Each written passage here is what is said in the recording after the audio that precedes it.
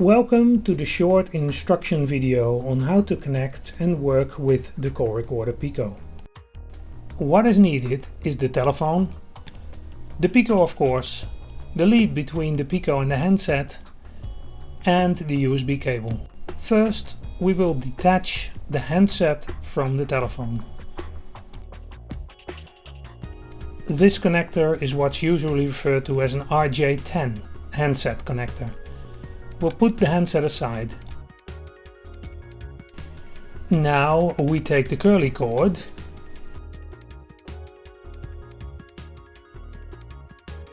and we use the small connector, the RJ10, and insert it into the back of the telephone.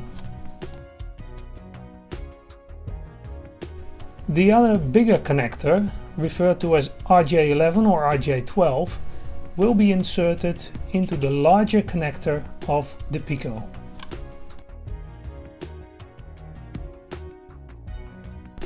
The next step is to reconnect the handset through the Pico device.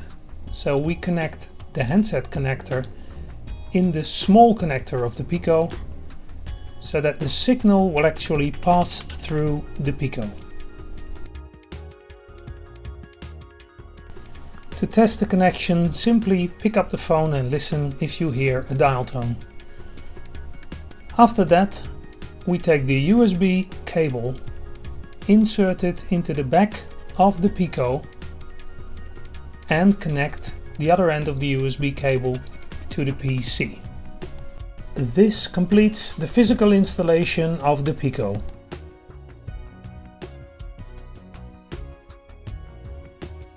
After connecting the Pico to the computer through the USB port, it is time to set up the software using the product CD or the installation file provided. To install the software, you will need a key provided by your supplier.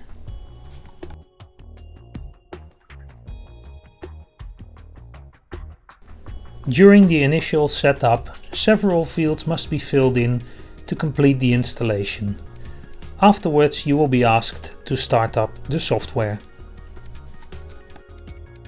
To set up the Pico with the software, click on Options and go to Devices. If the Pico was connected correctly, you will see in Devices the Call Recorder Pico and the serial number. In this field you may change the device name and choose the correct settings for your connection to the phone. Filling in the next field decides how your Pico will start and stop, whether it's to be manual, which is preferred in many cases, or automatic. In the volume settings, adjustments can be made to the settings of the recordings. This should only be changed when needed. The extra field provides two problem-solving possibilities, but both should be left blank during initial installation. After this, apply the chosen settings and proceed to Options and Setup. In these setup pages, the users or administrator can choose the required options and preferences: the layout of the database, Skype recording, encryption, password protection, automated software startup, recording notification for the remote caller, and several other options can be activated or set up. After this is finished, apply and return to the main screen. What will follow now is a demonstration of a recorded call. When a recording starts, either automatically or by pressing the button on the Pico, you will notice activity in the main screen. You will see the time and duration of the call for as long as it is running. When the recording has stopped, it will show up in the database, and you will be able to fill in the note fields and further information, like the name of the caller, his telephone number, and any special notes that you want to tag on this call. As soon as you click OK, the information will be added to the database. To play back any call, simply select a call and press play. Once you are done, press stop or wait until the call is finished.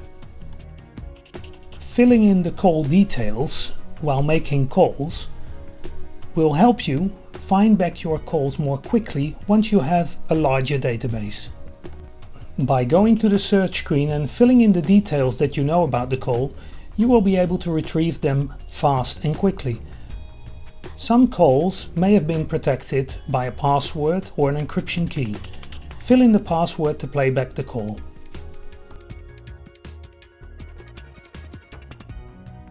Further instructions and options can be found in the help file or in the manual on the disk. Thank you for your attention.